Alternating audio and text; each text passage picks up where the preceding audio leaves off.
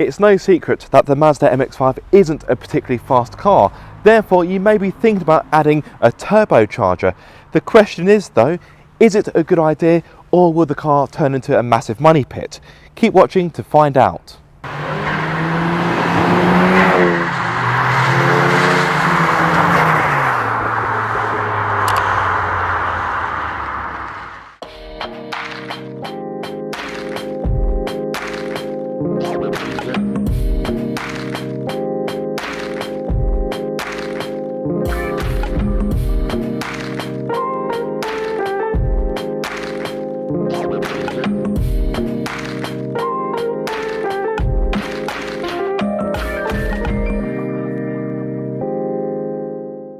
So then, once again, I'm joined by Monique, my turbocharged Mark 1 Mazda MX-5 or Yunus Roadster, if you want to be a bit more pedantic.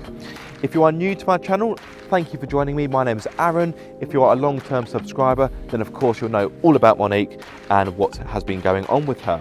Now, today you join me at MTech Automotive in Westbury, Wiltshire. The reason why I'm here is because it's been almost a year since they've carried out the turbo conversion to Monique. So today was a bit of a health check, just ironing out a few little issues, nothing too major. In all honesty, it was me being a little bit nitpicky, but I just wanted to make sure that Monique was tickety-boo, which she is. Now this video is talking about my first world experience of owning a Mazda MX-5, well, a turbocharged Mazda MX-5 I should say, and kind of acting as a buyer's guide. If you're thinking about turbocharging your very own Mazda MX-5, I want to talk about my experience, perhaps any barriers you may need to overcome or additional parts that you may need that you haven't thought about. So hopefully this will be an informative video. Now the whole video won't just be me standing here, there will be some driving, so it will have some dynamism to it, but I wanted to talk through some of the recent upgrades under the bonnet and also under the wheels. So I wanted to do this from a static point of view where I would be a little less distracted. Now let's kick off with one of the biggest things I've done recently, one of the more expensive things, and that's the Wilwood big brake kit. So on the front, the old calipers have gone. They were a single piston floating caliper, and in their place I now have 4-piston Wilwood calipers with new pads and new discs. As it so happens, these discs are from another MX-5, albeit a Mark 4.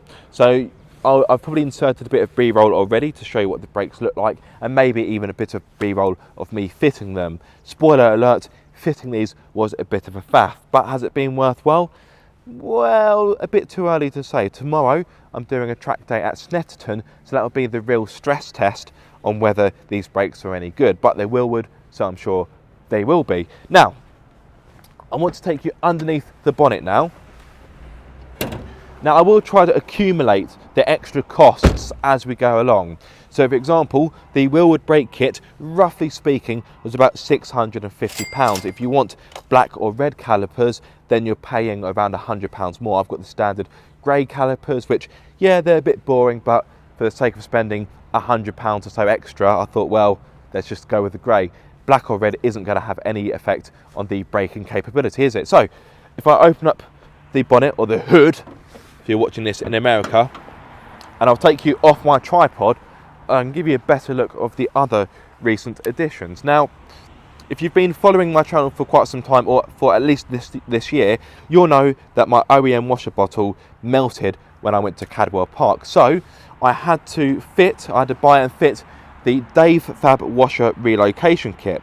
That was about £130. So I will probably add a running total on the screen, but where are we at the moment? So 650, 130, so that's 780. So already the costs are mounting up. I bought this Dave Fab radiator cowl.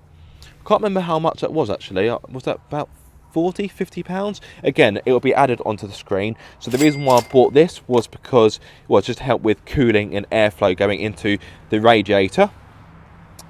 The new dipstick for the power steering reservoir, that needed to be replaced. I think that was about £15. What else have I added? Now, some of the things I'm discussing aren't really necessary if your turbocharged MX-5 is going to be a road car. I use Monique on track, therefore there have been some other upgrades I've needed. For example, I would argue that if you've got a standard well, not a standard, but if you've got a road-going turbocharged MX-5, you probably won't need the big brake kit. Unfortunately, I've done 2 track days at Snetterton, and my front pads were almost non-existent after I had finished. So yes, the big brake kit was necessary. Another thing I've purchased, this was £160, give or take, is the Funk Motorsport Turbo Blanket. Now the reason why I've got this is, as you can imagine, a turbo produces a lot of heat, and that's why my OEM washer bottle melted. And every time I was lifting up the bonnet when I was on a track day, it was like opening up an oven. It was so hot in here. So what the turbo blanket does, it just eliminates the heat being coming off the turbo, and it's essentially a heat shield. That's what it does. It absorbs the heat that is produced by the turbo. Now, other modifications you may have spotted if you've got an eagle eye. You've got a brake bias valve just there, a Motormech brake bias valve. That was about £60 or so. These are loose figures. I will correct myself with captions on the screen, and this will be a little bit more difficult to capture, but you've got a Dave Fab brake stopper just, well, wait, just there. So it's essentially a brace that goes between the brake servo and the arch, and it stops. So when you brake, the firewall flexes, and that causes the brake master cylinder to move, and that will decrease your braking performance, albeit not by a massive amount. But what the brake stopper does is it makes everything all tight and rigid. Therefore, the brake master cylinder doesn't move as much when you're braking. So already you've got quite a few things here that are mounting up, where we've got to be over £1,000 now, I'd say, give or take. So yes, like I say, not all of these upgrades will be required if you're just using it as a road car, but there's no harm in having them if your budget can allow. Now, the actual conversion itself, roughly speaking, was almost £6,000. You may think, how was it that much? Well, I added a few bits onto my conversion. So, for example, I had MTech source the TD04 Turbo. I had them source the RX8 injectors as well. You can just see the little bit of yellow poking out there. I also had an uprated clutch fitted, because why wouldn't you? An oil cooler, which you won't be able to see on camera. Where's the oil cooler? Nope, you won't be able to see the oil cooler, but I've got an oil cooler as well. I've got an uprated radiator because I had a bog standard OEM one, and for road use that'd probably be fine, but for the sake of track use, yeah, I wanted to upgrade the radiator. And there's a few other things I did as part of the conversion that bumped the price up.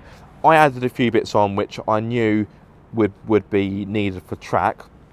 So yeah, so in recent times it has felt like I've thrown a fair amount of money on Monique. Actually, there's one thing I completely forgot, because of the Willwood calipers, because they are bigger. If I just bring you down here like so, they're relatively chunky given the size of the car. The old OEM wheels, so many of you may remember that I had gold alloys on this. They weren't wide enough to clear the caliper, so the spokes would rub on the caliper, and obviously that's going to be a big issue. So I had to dish out for a new set. Well, I say a new set, as you can see, these are used and they're scuffed, but I had to pay out for a different set of alloys. These are Team Dynamics, and these were £400, I think I paid for them. 2 of them came with Michelin Pilot Sport 3 tyres with good tread. So these ones are 6mm, but the ones on the rear, these are brand new tyres. So I can't remember what I paid for the tyres, but let's just call it another, see, how much are Pilot Sport 3s nowadays? £80, £90 per tyre, give or take. So you're probably talking, for the 2 rear tyres, so you're probably looking about 160, aren't you? Probably a bit more than that, if I'm going to be honest. And I had to have them fitted, because I can do a few things myself, but I can't fit tyres. That's one thing I do need to learn. So yeah, as much as I love Monique, in recent times she just keeps asking me for money. I am also looking at buying another set of alloys with to put semi slicks onto them for track days, but for the time being I'll have to make do with the Pilot Sport 3s. I say make do, Pilot Sport 3s are very good, but not the most track biased tyre you can buy. These are our road tyre. Another thing I need to consider, as I discovered earlier this week, is that all the lower arms, they need new bushes and new bolts, because I went to have the alignment done for the track day. I wanted to have a fast road setup, and yeah, pretty much all the alignment bolts are seized. I think they're just corroded over time, which is annoying because the underneath of the car isn't actually that corroded by an MX-5 standards. But yeah, so I'm going to have to upgrade the bushes with new bolts. That's going to have to be a job for next year. I would replace the whole arms, but I think that's overkill personally, and it's going to be more money. So yes, anyway, that's enough waffling. I think it's about time I set up some GoPros and jump in the car, because I've got a long drive back home and the time now is 1 o'clock. So yeah, I need to get my skates on because I've got other bits I need to do today. The good old British weather. It was lovely and sunny a minute ago, and now their heavens have opened. I was hoping to film a 0 to 60 video today, but that ain't gonna happen, is it? What am I indicating? The rain may be coming down, but it hasn't dampened my spirits.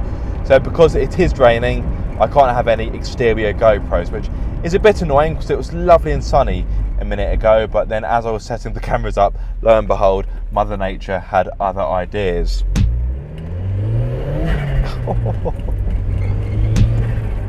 So this is the same journey I did around a year ago when I left MTech for the first time, with Monique having her shiny turbocharger fitted. As it has been, a Mazda 3 MPS. That's a rare beast. I was quite tempted to sell Leo and get one of those, but that's a completely different story for another time, when we're going over the roundabout.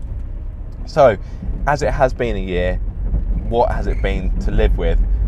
Before I go any further, you may hear quite an annoying squeak coming from just over my right shoulder. Apologies, I have tried to rectify it. I don't know where it's coming from, but it drives me as crazy as it might drive you. So, yeah, apologies.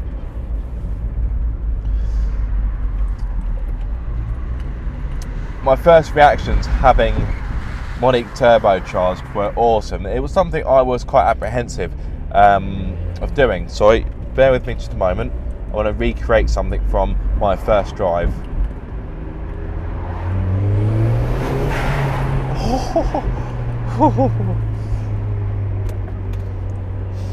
I did that after I picked Monique up for the first time, and there was a woman walking under the bridge, and I think I scared her half to death when the turbo flutter kicked in, because it's quite loud in that enclosed space. So I was apprehensive about turbocharging Monique, so I thought I was spoiling the purity of the car. The MX-5 is quite a pure car, a very simplistic car. There's not really much to them really in the grand scheme of things. I thought, I don't know, is fitting a turbocharger going to be a bit of a cardinal sin? But you know what, it has been fantastic.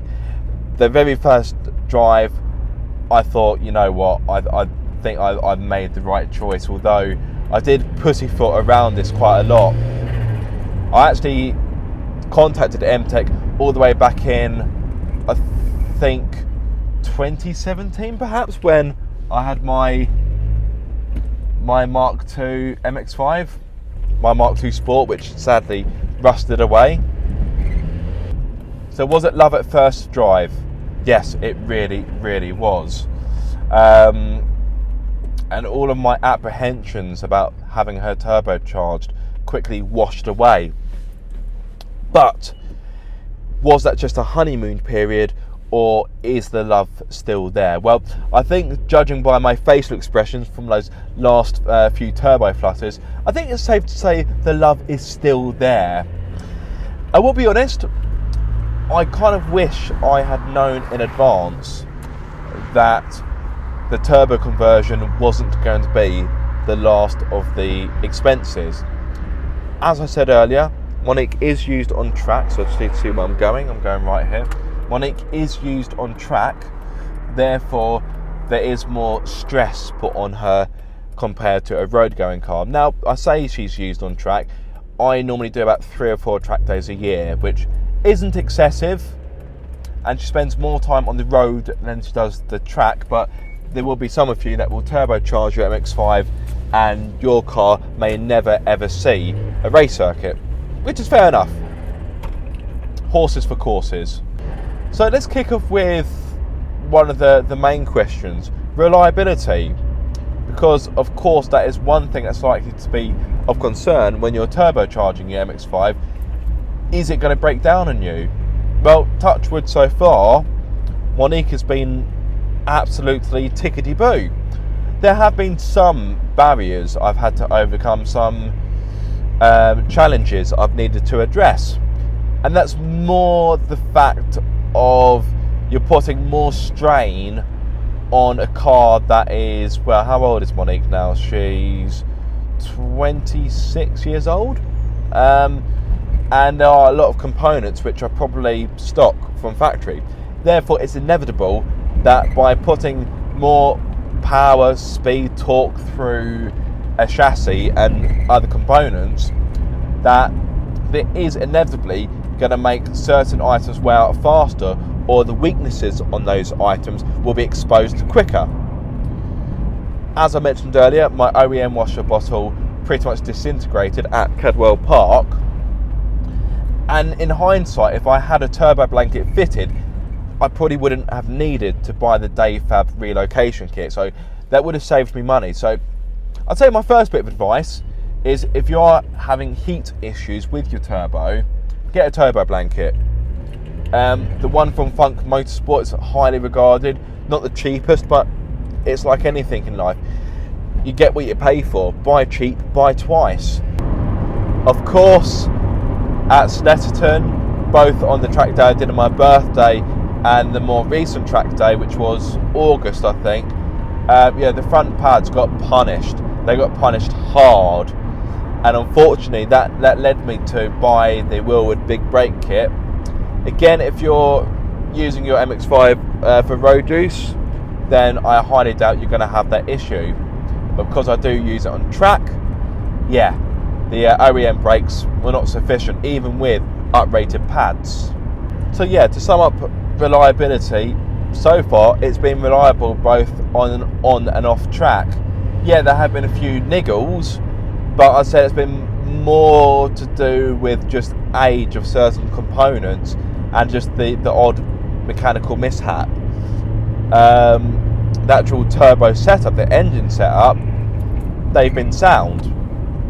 I did have to fit a new thermostat recently, but that could have failed at any time, so I think it would be stupid to pin that on the turbo conversion. Yeah, okay, it may have sped up the how can I put it? It may have sped up the deterioration of the thermostat, because perhaps a bit too much demand was being placed upon it. But yeah, whether the car was turbocharged or non-turbocharged, I could have had an issue with that anyway, particularly as that looked to be a very old thermostat, so that was probably on borrowed time as it is. Other things you may be wondering, it's a boring topic, but fuel economy. I'd say before I had Monique turbocharged, from memory, years ago when I actually did a video on fuel economy, I think at that point I was on a combined run, I think I was getting about somewhere between 35, 37 mpg, so let's just call it 36 to make life easier. And I did a run a while back, obviously with the turbo conversion, and I did some rough calculations, and I think I worked out that I was getting about 30 mpg on a good run, and that was also with a mix of town driving, etc, etc. So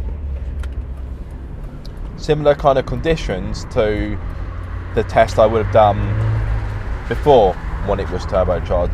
So yeah, so in the grand scheme of things, when we're talking about MPG, I'd say I've probably lost about 5 or 6 MPG compared to when she was naturally aspirated, which, I mean, in the grand scheme of things, 5 to 6 MPG, particularly on a fuel tank as small as this, I doubt you'd really notice the difference. And that also depends on, of course, how you're driving the thing. Now, I wouldn't say I drive Monique that much harder than I did when she was naturally aspirated. I suppose in some aspects I don't drive her as hard because I'm not having to work the engine as much. Given the fact that I've now got more torque and more responsiveness. Oh, speed humps. These are not my friend. Only problem with Google Maps, it doesn't account for speed humps and lowered cars. So, the question, do I regret turbocharging my MX-5? The answer is a big fat no. Yes, she is perhaps a bit more high maintenance than she used to be, and she has cost me a fair bit more money than I would have anticipated. But you know what? I wouldn't change it for the world. The turbo, as you would predict, has completely transformed the car in more ways than one. And it's awesome. It really, really is.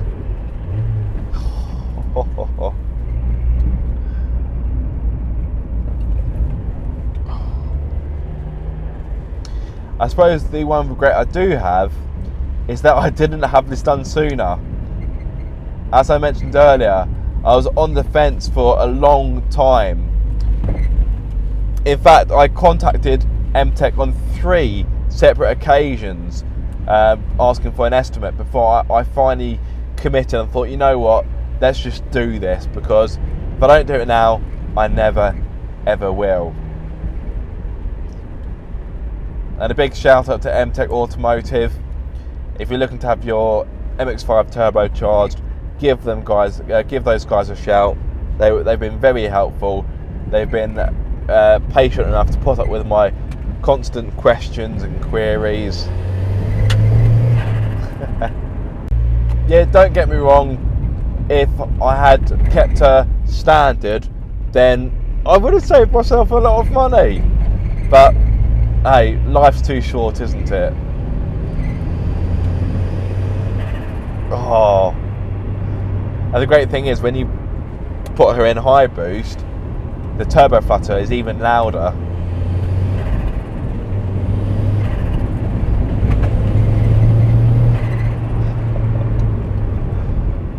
Oh, brilliant stuff. Anyway guys, it's likely that I'm babbling away now. I'm probably starting to lose focus a bit. What with this lovely road, actually. I've just stumbled upon this by mistake.